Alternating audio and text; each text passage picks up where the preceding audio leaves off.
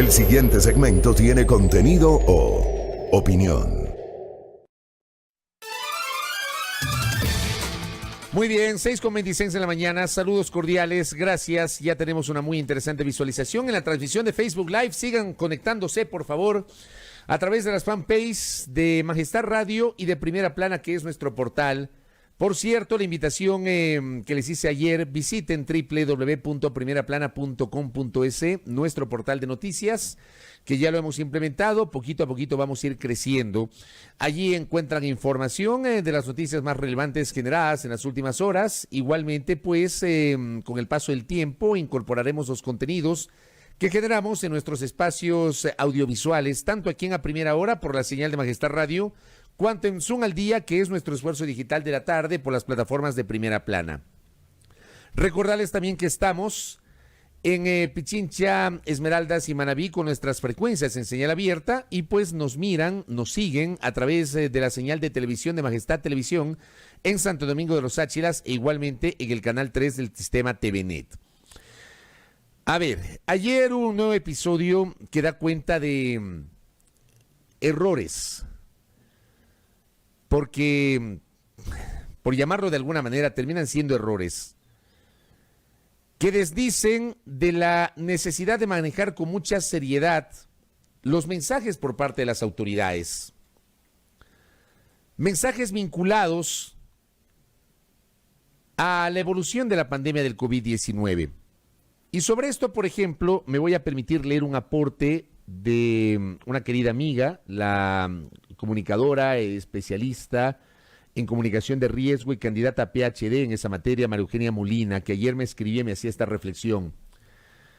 En situaciones de crisis de alta intensidad como esta y cuando la autoridad rutiniza el riesgo, ojo con este término, rutiniza el riesgo, lo hace rutinario, como que fuera parte de nuestra cotidianidad. Rutiniza el riesgo, la población se relaja. ¿Qué es lo que ha ocurrido en los últimos tiempos? Pues percibe que el gobierno no escucha, ni está en sintonía con las necesidades de la gente, lo que lleva a una fase de desorganización y apatía, es decir, transgredir lo estipulado como modo de protesta, lo que afecta a los avances realizados previamente. Por ello, cuando en medio del riesgo latente se quiere pasar una fase de autorregulación, que es la fase que estamos viviendo desde el día 14 de septiembre. El 13 de septiembre, a las 23 horas con 59 minutos, fue el último minuto de vigencia del estado de excepción. A partir de las 0 horas del 14 de septiembre, pasamos a la fase de autorregulación, como bien anota María Eugenia. Esto se lo debe ir haciendo, sostiene el especialista, de manera paulatina y con planificación, para que la población se vaya acoplando a la nueva realidad. Si se precipita el salto de las fases, las consecuencias pueden ser lamentables. Es importante decir que los públicos pasan por momentos de exacerbación de sus emociones y requieren de consistencia y soporte. Esta es una responsabilidad conjunta entre el Estado y la población. Me parece importantísimo el aporte que nos ha generado María Eugenia para alimentar el debate público. ¿Por qué? Porque lamentablemente los mensajes generados por nuestras autoridades, y a ustedes que nos siguen a diario les consta que nosotros en este espacio hemos sido absolutamente críticos sobre el manejo de esos mensajes, sobre la manera como las autoridades, por un lado, no han tenido, y a lo largo de estos 6 meses de pandemia, ha habido episodios en los cuales no han tenido un discurso unificado. Creo que uno de los casos más emblemáticos tiene que ver, por ejemplo, con un anuncio inicial de que iba a haber una fosa común en la ciudad de Guayaquil, que luego fue rectificado o aclarado por parte de otras autoridades. ¿Se acuerdan de este episodio de la famosa fosa común en la ciudad de Guayaquil? Y así por el estilo. La pandemia del COVID-19 nos mostró un pésimo manejo comunicacional por parte del Estado central. Los ciudadanos no hemos estado lo suficientemente informados y se han generado mensajes erráticos que han terminado por, lo que dice María Eugenia, relajar a la población porque recibe esos mensajes. Y lo de ayer, digamos, termina siendo la madre. No sé si habrá después otro episodio, pero hoy yo lo ubico como la madre de todos estos episodios, ¿no?, que se han presentado en los últimos tiempos. Y hagamos una mirada retrospectiva. Tenemos listo ya la fotografía. Vamos a hacer una mirada retrospectiva a lo que publicó el entonces gobernador de la provincia del Guayas, Pedro Pablo Duarte. Me parece que fue el 4 de marzo. Vamos revisando cronológicamente el tema. El 29 de febrero pasado, el sábado 29 de febrero, el gobierno ecuatoriano con la entonces ministra de Salud Pública, Catalina Andramuño, anunció y confirmó el primer caso de COVID-19. Ese fue sábado 29 de febrero. Ojo con las fechas, sábado 29 de febrero. Nos informaron que había un primer caso, el primer caso confirmado de coronavirus COVID-19, una ecuatoriana que residía en España, que 14 días atrás había llegado a territorio nacional, una persona de más de 70 años que 15 días después falleció. Fruto de eso, se empezaron a aplicar una serie de medidas como parte de la emergencia sanitaria, o al menos eso es lo que nos dijeron, y una de esas fue el hecho de que se suspendían las actividades con presencia de público. Ese día había un partido de fútbol en el Estadio Monumental de Guayaquil. Jugaba el Barcelona con Liga de Portoviejo por el torneo doméstico, por la Liga Pro Ecuador. El partido no se suspendió, pero se prohibió el ingreso de público. 29 de febrero. 4 días después, el miércoles 4 de febrero, y lo vamos a presentar en este momento en la pantalla, ya lo tienen ustedes, para quienes nos siguen a través de la transmisión digital por Facebook Live. El entonces gobernador de la provincia del Guayas, Pedro Pablo Duarte, se manda esta perla. Termina siendo una perla. A través de su cuenta Twitter. El virus más peligroso es el miedo, pero no nos vencerá. El país debe continuar. Tweet del 4 de marzo. Ojo, 4 de marzo. Aquí hubo autoridades que minimizaron la llegada de la pandemia al Ecuador. Una de esas autoridades, el entonces gobernador de la provincia del Guayas, Pedro Pablo Duarte. El virus más peligroso es el miedo, nos decía el gobernador. Decía que el país debe continuar, le arrobó al presidente Moreno, le arrobó al entonces vicepresidente Otto Sonnenholzner, le arrobó a la cuenta Twitter del Barcelona y le arrobó a la cuenta Twitter de Alfaro Moreno, de Carlos Alejandro Alfaro Moreno, el presidente de Barcelona. Y acompañó ese tuit de ese comunicado, que está proyectado allí. El virus más peligroso es el miedo. Retomemos nuestras actividades y actuemos con responsabilidad. No dejemos que el temor nos gane. Fíjense ustedes en el mensaje del 4 de marzo. ¿Cómo minimizaron? Autoridades como esta minimizaron la llegada de la pandemia al Ecuador. 4 de marzo. Solo de nosotros depende disminuir la posibilidad de contagio. Las medidas preventivas son necesarias para toda actividad. Ese debe ser el compromiso. Junto a Barcelona Sporting Club y siguiendo las recomendaciones del Ministerio de Salud Pública, el partido con Independiente del Valle se jugará con público este 4 de marzo. Prevención es salud, ponen una etiqueta ahí en el comunicado. Pedro Pablo Duarte Gale, gobernador de la provincia del Guayas. Aparecen los logos de la gobernación del Guayas, del presidente Moreno, del Plan Una Vida, del gobierno de todos y en el medio el escudo del Barcelona. Y ojo, no es una crítica al equipo, cuidado. Es una crítica a la actuación de las autoridades, en este caso del gobernador. El 4 de marzo, 12 días antes de que el gobierno del presidente Lenín Moreno declare el estado de excepción que se prolongó durante 6 meses, y ojo, la emergencia no ha pasado. La emergencia ni en el Ecuador ni en el mundo ha pasado. Se manda esta perla. Digo, yo no imaginé que esta perla se iba a superar. 6 meses después, efectivamente, esta perla se superó. ¿Y quién la superó? El señor ministro de Salud Pública, que a lo largo de su gestión se ha mandado realmente unas perlas impresionantes, unos desatinos en su discurso, algunos anuncios que no corresponden, la mala comunicación que tiene en su ministerio, que de eso también hay que conversar, lo hemos conversado en varias ocasiones, pero la comunicación que genera el Ministerio de Salud es realmente vergonzosa. Créanme, yo en todos los años que tengo como periodista, como comunicador, como reportero de noticias, Jamás me he encontrado con una institución que maneje de la manera como lo ha hecho el Ministerio de Salud Pública la información, de modo unilateral, sin proveer acceso de los periodistas a esa comunicación, sin que los periodistas tengamos libre acceso a la información. Para nosotros es un vía crucis dialogar con las autoridades del Ministerio de Salud Pública. ¿Qué dijo ayer el señor ministro de Salud? Ahí lo vamos a poner en pantalla. Créame, cuando vi yo pensé que era un montaje. Les juro que pensé que era un montaje. Aparece el señor ministro de Salud con la camiseta de Barcelona, o sea, me imagino que es hincha de Barcelona, o tal vez se la puso simplemente para el mensaje, no sé. Pero aparece con la camiseta de Barcelona, con el pulgar arriba, como que aquí no ha pasado nada. Ponen la etiqueta, yo me cuido. A ver, cuando yo veo cuando veo que hay cuentas que arroban y que ponen etiquetas, me imagino yo que no escriben necesariamente las autoridades. Terminan escribiendo sus asesores, las personas que les manejan la cuenta Twitter, etcétera. Bueno, ¿qué publicó el ministro? ¿Qué le publicaron al ministro? Una vez aplicados los protocolos de bioseguridad, el encuentro entre @Barcelona Sporting Club y @Flamengo por la Copa @Libertadores debería realizarse desde @salud_, el Ministerio de Salud. Trabajamos en recomendaciones para fortalecer la norma vigente. ¿Qué había pasado el día de ayer? Porque algunos me dirán, bueno, este señor, ¿por qué refiere esto?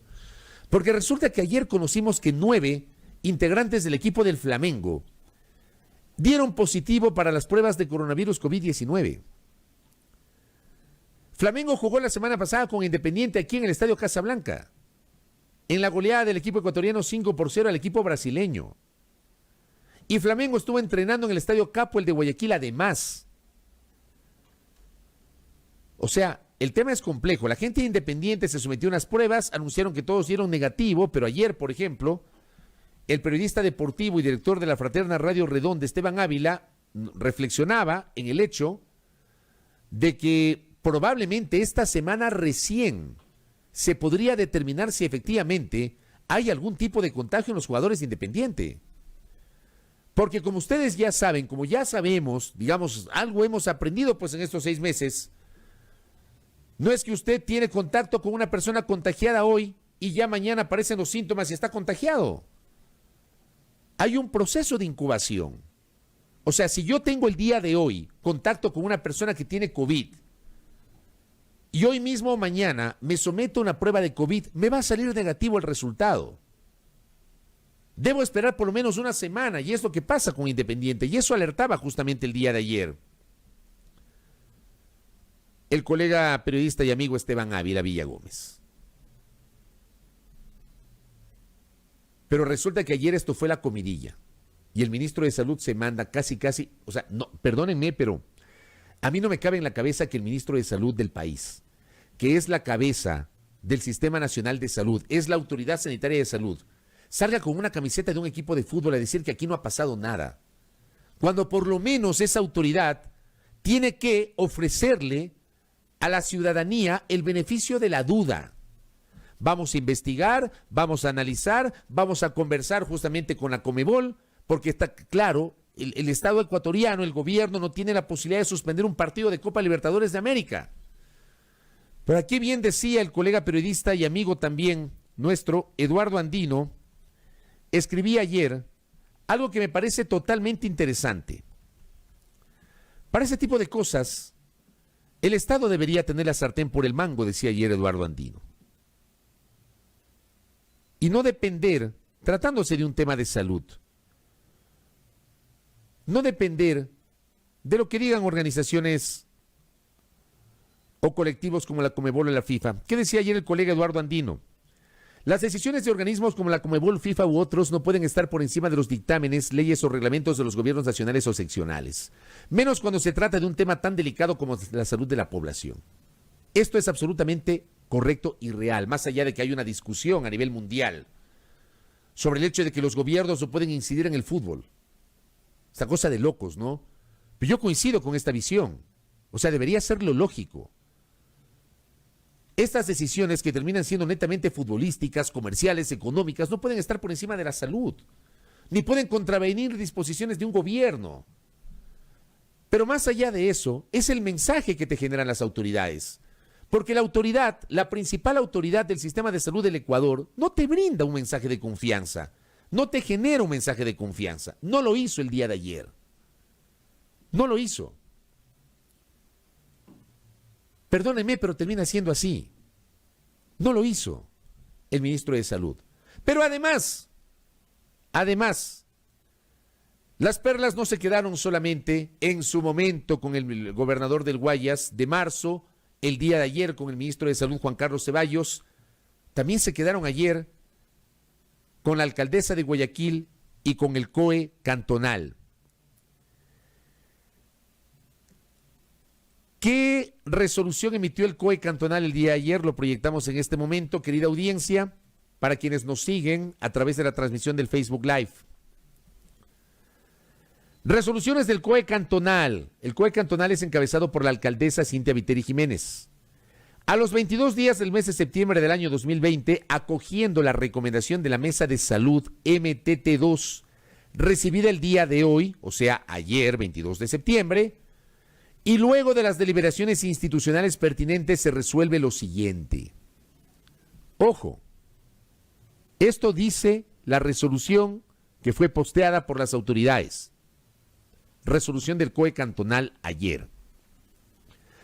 Se inhabilita temporalmente el Estadio Monumental Banco del Pichincha, conocido también como Estadio de Barcelona, para encuentros deportivos de cualquier índole, ya sea con público o sin este, hasta segunda orden. Notifíquese al Gobierno Autónomo Descentralizado Municipal de Guayaquil a efectos del debido cumplimiento de la presente resolución. Firma, doctora Cintia Viteri Jiménez, alcaldesa de Guayaquil, presidenta del COE cantonal, ingeniero Alan Jacay Chang, director de gestión de riesgos, secretario del COE cantonal. Ojo, resolución del COE, que se hizo pública ayer. Pero resulta que después, poco antes de las 2 de la tarde, la propia alcaldesa se desdice de lo que inicialmente anunció. ¿Qué decía la alcaldesa Cintia Viteri en su cuenta Twitter? El Estadio Monumental no está inhabilitado. Lo vamos a presentar en este momento. Ahí lo tenemos. Decía la alcaldesa, el Estadio Monumental no está inhabilitado. Estamos a la espera del pronunciamiento del ministro de Salud en función de establecer si se da o no el partido de hoy. Seguiremos el protocolo que el ministerio señale. O sea, la alcaldesa suscribe un documento donde dice que se inhabilita el Estadio del Barcelona y horas después ella misma se desdice de lo que firma y señala que el Estadio Monumental no está inhabilitado. ¿Cómo es esto? Al final, para no alargarles el cuento, para quienes no les gusta el fútbol, porque esto va más allá del tema del fútbol. Yo sé que a algunos de ustedes no les gusta el fútbol. Olvidémonos del fútbol. Además que el Barcelona ayer perdió. Pero más allá del tema del fútbol, son estos mensajes. ¿Cómo la sociedad puede confiar en lo que dicen las autoridades si por un lado dicen y luego se desdicen?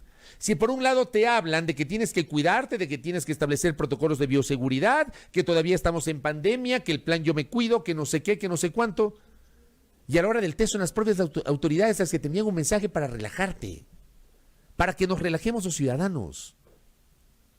¿De qué hablamos? Se acabó el estado de excepción, se acabó el toque de queda. Los sectores productivos claman porque se eliminen las restricciones vehiculares, que todos salgamos a la calle. Hay gente que se pone molesta porque hay un sector de servidores públicos que hacen el teletrabajo y creen que el teletrabajo simplemente es para quedarte en la casa y dormir. ¿Ya? O sea, no entienden la naturaleza del teletrabajo. El COE nacional genera una disposición, que de esto hablamos el 14 de septiembre en este espacio. Deben recordar ustedes, la semana anterior. El COE nacional genera una disposición a través de la cual te habla de que el retorno de las actividades laborales en el sector público debía ser progresivo. Tiene que ser progresivo en lo que cabe y que se mantenga el teletrabajo en lo que cabe. Y resulta que hubo instituciones públicas, dimos lectura a comunicados en dos instituciones, comunicados internos en dos instituciones. Ministerio de Transporte y Obras Públicas y Consejo Nacional Electoral, que contraviniendo esa resolución del COE, dispusieron que todos sus trabajadores vayan físicamente, presencialmente a trabajar. O sea, ¿qué mismo? Si se dan cuenta que es una suma de mensajes erráticos por parte de las autoridades. Y luego, si hay un rebrote de contagios, la culpa es de nosotros. La culpa es de los ciudadanos. Solamente la culpa es de nosotros. Nos mandan a cuidarnos, pero resulta que hay este tipo de ejecutorias. ¿Sí se dan cuenta? El mensaje, amable audiencia, el mensaje. El mensaje tiene que ser claro. El mensaje tiene que ser coherente.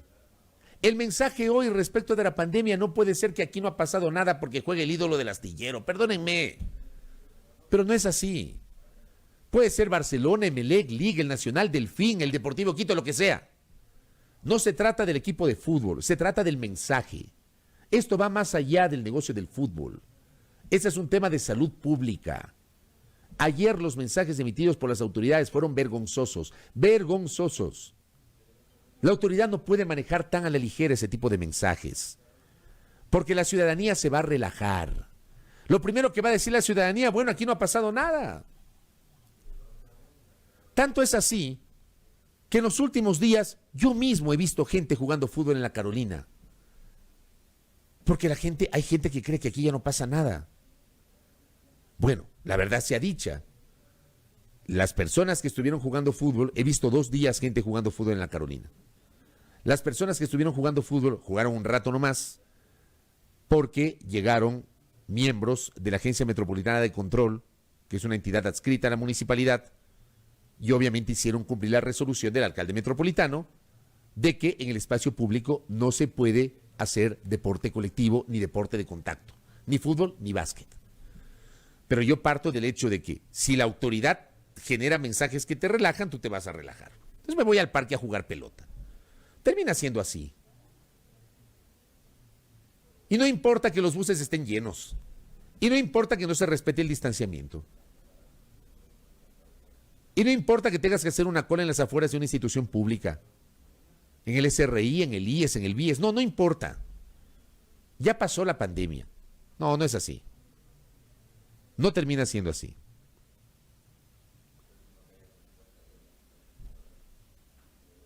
El tema pasa por el mensaje. ¿El país tiene que reactivarse? Sí, tiene que reactivarse. Pero las autoridades, en función de aquello, tienen que ser coherentes con lo que dicen, con el discurso que manejan. Ayer se lo manejó muy a la ligera. Obviamente no van a aceptar, porque es así, termina siendo así. Va a ser muy difícil que acepten que cometieron errores. Gracias, Andrés Reliche, que me manda otra perla del 29 de marzo. 29 de marzo. Miren ustedes, el 4 de marzo, el peor virus es el miedo. Tuit del señor gobernador de la provincia del Guayas de la época. A ver, la frase exacta es: el virus más peligroso es el miedo. El virus más peligroso es el miedo. Pero no nos vencerá, decía el gobernador de la provincia del Guayas el 4 de marzo. El 29 de marzo, mi querido colega Andrés Reliche posteaba en su cuenta Twitter: el alcalde del cantón Calvas, en la provincia de Loja, Alex Padilla, desafiaba al coronavirus. Cometiste el peor error de tu corta existencia, te metiste con Calvas, te equivocaste del medio a la mitad, dijo el alcalde, y prometió derrotar a la pandemia. Y ahí hay pues una declaración del alcalde desafiando al COVID-19. Déjeme ver si tengo la infografía y si en la infografía tengo alguna referencia de la situación en el cantón Calvas. De verdad que tenemos algunas autoridades que tienen unas cosas. A ver, veamos si en la infografía consta el comportamiento de Calvas. Vamos a Loja. ¿Dónde está Loja? Loja. Aquí está Loja. El 29 de marzo, el alcalde de Calvas desafiando al coronavirus y diciendo: te metiste con Calvas. Bueno, en Loja hay 5.215 casos confirmados, de acuerdo a la infografía oficial. El grueso está en la capital, en Loja, en la ciudad de Loja, con 4.094. En Calvas, 97 casos. Calvas se ubica detrás de Loja, detrás de Macará, de Catamayo, de Paltas y de Paltas. Porque ya tenemos Calvas con 97 y luego tenemos Celica con 84. Ah, no, Pindal tiene 96, luego tenemos Pindal. Pero ahí está Calvas. O sea, el desafío del gobernador al coronavirus no fue, del alcalde de Calvas al coronavirus no fue tal, pues. No le sirvió de nada. Qué mensajes. Créanme, no sé qué piensan ustedes, pero es increíble. Gracias al colega también Ricardo Bravo, que me envía la fotografía del señor ministro de Salud con la camiseta de Liga, en cambio.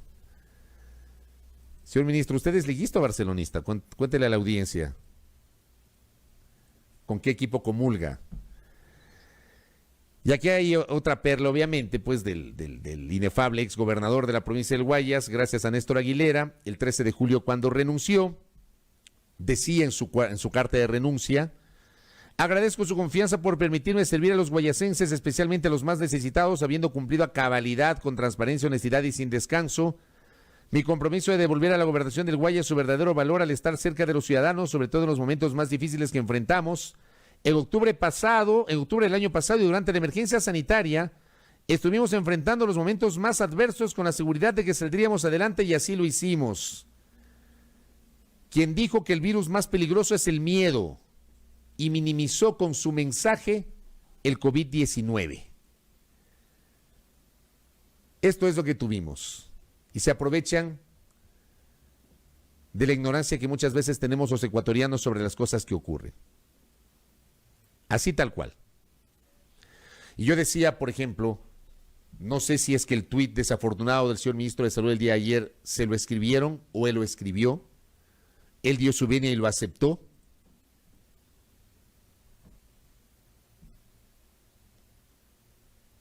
¿Quién sabe, no? ¿Quién sabe?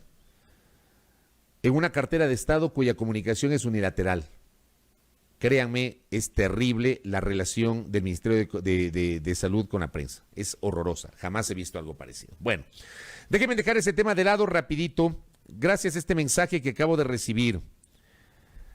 Me confirman, di lectura a una nota periodística que publicó El Comercio, en donde se hablaba que el viernes, pasado mañana, viernes 25 de septiembre, se iba a inscribir la fórmula Andrés Arauz Rafael Correa. Me acaban de confirmar que anoche, atención, anoche, se inscribió o se registró la inscripción del binomio Andrés Arauz Rafael Correa por la Alianza Centro Democrático Fuerza Compromiso Social. Noticia confirmada, me lo están confirmando en este momento. Una fuente de ese sector político. Anoche, ante el Consejo Nacional Electoral, se entregó la inscripción del binomio integrado por Andrés Arauz y Rafael Correa Delgado, que es un poquito lo que yo les conté en el curso de esta semana, que eso iba a ser parte de la estrategia que se iba a emplear y no termina siendo descabellado. Permítanme explicarles, por favor, por qué ocurre esto. Estamos claros que Correa no va a ser candidato y no puede ser candidato porque tiene un impedimento. Más allá de la discusión reglamentaria de si personalísimo, presencial, más allá de eso, Correa hoy no puede ser candidato porque tiene una sentencia penal condenatoria que está ejecutoriada por el caso Sobornos. Y la Constitución inhabilita a quienes tienen una sentencia penal condenatoria ejecutoriada. Inhabilita la Constitución. Sin embargo, la candidatura de Correa salió de un proceso de democracia interna de Centro Democrático. El día sábado 22 de agosto, Centro Democrático tuvo su convención y tenía dos posibilidades de binomio. O sea, dentro de la convención, esto que algunos llaman primarias, que yo no llamo primarias, es una convención, también lo prevé el Código de la Democracia, es una convención. Allí hubo dos posibilidades de binomio. El binomio integrado por Andrés Arauz y Rafael Correa y el binomio integrado por Andrés Arauz y Carlos Rabascal Salazar. La Convención de Centro Democrático se decanta por el binomio Arauz-Correa. Allí se genera toda la discusión sobre si Correa aceptó o no aceptó que telemáticamente, que la firma electrónica, que luego fueron con la famosa tablet al Consejo Nacional Electoral, que el Consejo Nacional Electoral no le aceptó el registro de Correa. Bueno, más allá de esa discusión, insisto, reglamentaria, hoy Correa no puede ser candidato porque su candidatura no puede ser calificada porque tiene el impedimento fruto de la sentencia del caso Sobornos. Pero como salió de ese proceso de democracia interna, lo que hace Centro Democrático es ir al Consejo Nacional Electoral y decirles, señores, en el proceso de democracia interna nosotros registramos estas candidaturas y queremos la calificación de estas candidaturas. Andrés Arauz y Rafael Correa. Arauz no tiene impedimento, Correa sí. ¿Qué debe hacer el Consejo Nacional Electoral? Al menos esa entiendo que es estrategia, lo han explicado varios de los directivos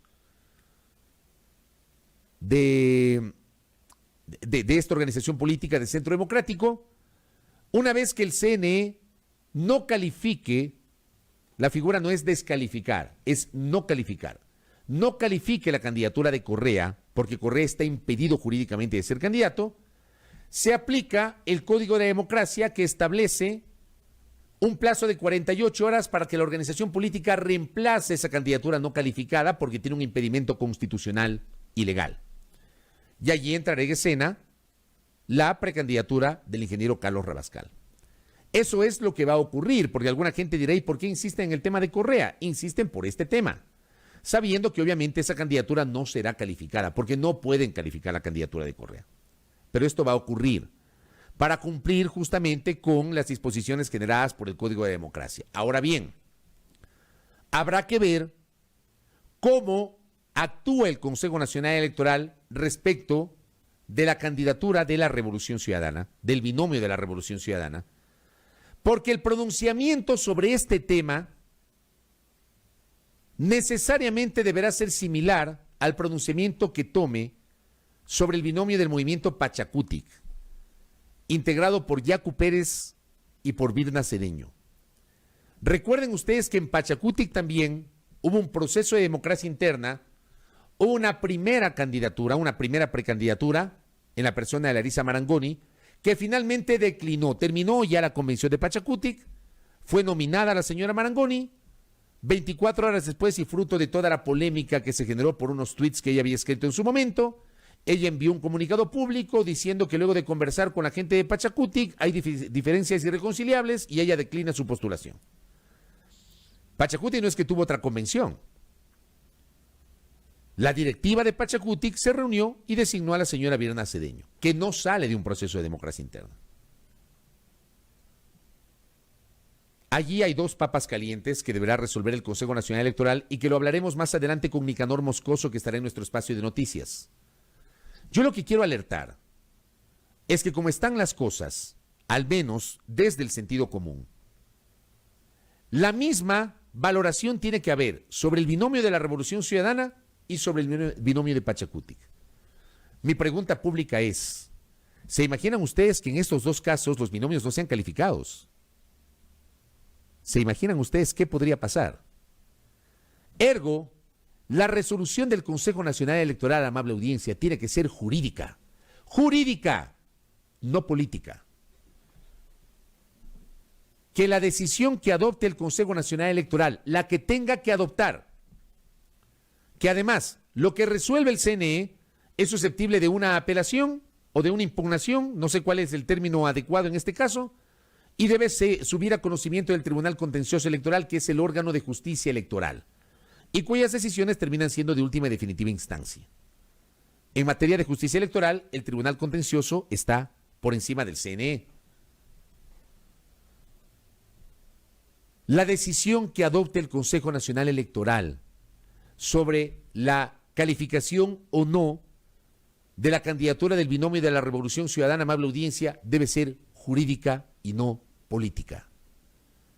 Me parece importante, y esto lo vi en la nota del Comercio, que la señora presidenta del Consejo Nacional Electoral, no la he escuchado en otras declaraciones, no lo sé, me acojo a lo que dice el Comercio, a lo que sostiene el Comercio con base en una declaración de Diana Tamaín.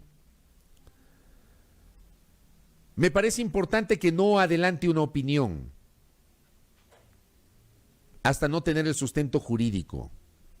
Y creo que es lo correcto, presidenta Diana Tamaín. Eso es lo correcto, que usted no adelante opiniones. Ella ha hecho una declaración, dice El Comercio, palabras de la presidenta Diana Tamaín: todos estos temas tendremos que revisarlos apegados a la ley y la Constitución, y no solamente en el caso de UNES, hay casos parecidos que tendrán que ser analizados. Es que así es. Prefiero no opinar, ni siquiera emitir mi opinión personal, porque es una decisión del Pleno y no quiero adelantar criterios. Esto es lo correcto. Sin embargo, los consejeros Luis Verde Soto y Enrique Pita, además del consejero José Cabrera, los tres han adelantado criterio. Terminan adelantando criterio. Sobre todo Verde Soto y Pita. El ingeniero Pita la semana anterior expresó su posición personal sobre el tema. O sea, ya prejuzgó el ingeniero Pita. Y lo mismo ha hecho el doctor Verde Soto. Cuando ellos en este momento son los que van, obviamente, a conocer los informes jurídicos, van a revisarlos y van a tomar una decisión que puede ser la calificación o no de las candidaturas.